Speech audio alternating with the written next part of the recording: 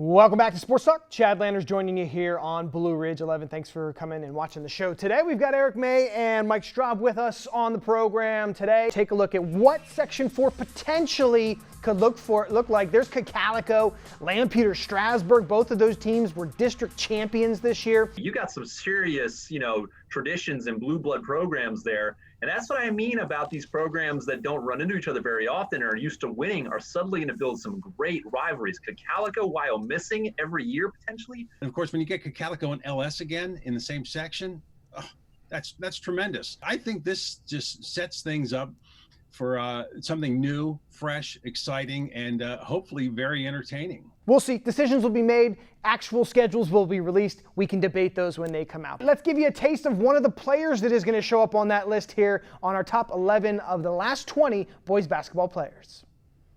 Jeremy was very good, pretty much all-around game, could score. If you left him open, he was going to make you pay. Scalota open and nothing but net. You can't let Scalota that far open. He also part of a very memorable game. When they played E-Town for the league championship game at Manheim Township, epic ball game. Scalota for three, nothing but net. Another guy that's going to fall on the list is actually the only active player in the LL League right now, and it's Warwick's Joey McCracken. If you're talking about somebody that's still an active player and is considered one of the top 11 in the last 20 years, you got a pretty special player. The guy can score, he can defend, he handles the ball well.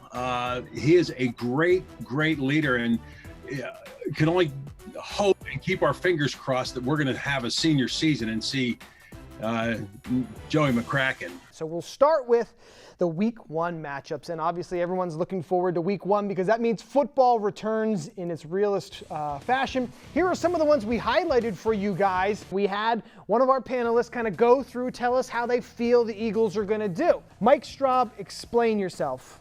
Where have the Eagles gotten substantially better from last year? I know they're healthier at the receiver position. I'm not ready to say the Redskins are a better team week in and week out than the Eagles. I give the edge Week 1 to the Redskins just in that game. That's where I'm at. I give it to the Eagles. It's going to come down to, can Carson Wentz stay healthy for an entire season? I think they can beat the Steelers, mainly because my question with the Steelers is obviously Roethlisberger, but then they need a healthy running game. How do you think the Eagles fare against the Cowboys this year, home and away?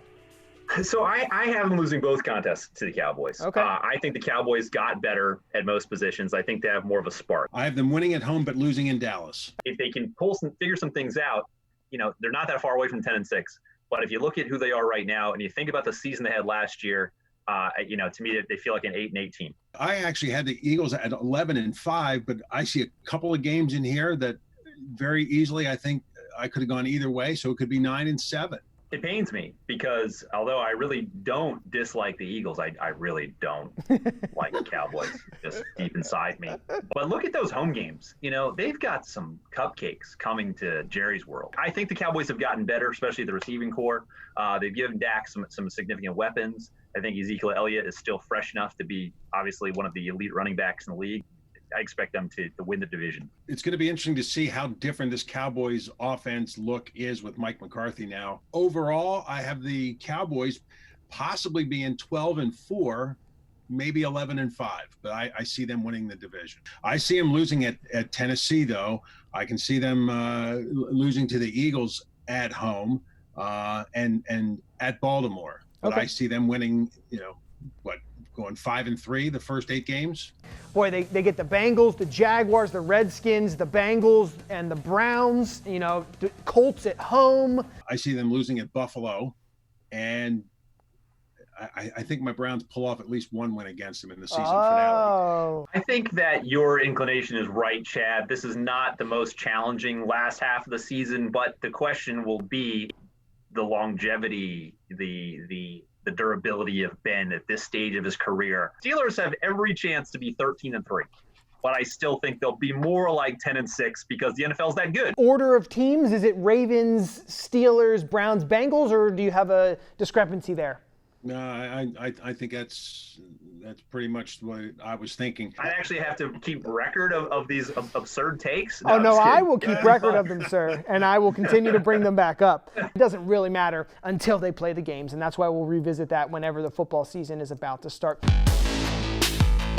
Have you seen this? I mean, that's a solid move. That is a solid He's move. Let's caught get on his Eric. heels. I'd like to see her take Eric May on in one-on-one, because that would be. I tell you, I don't know who's doing the play-by-play, but Chad, it sounded like you when Joey McCracken hit that winning layup against Mennonite. Here comes McCracken. He's got time. McCracken to the hoop. Gets the bucket, and that's the ball game. Enjoy your night, and we'll see you next week right here on Sports Talk.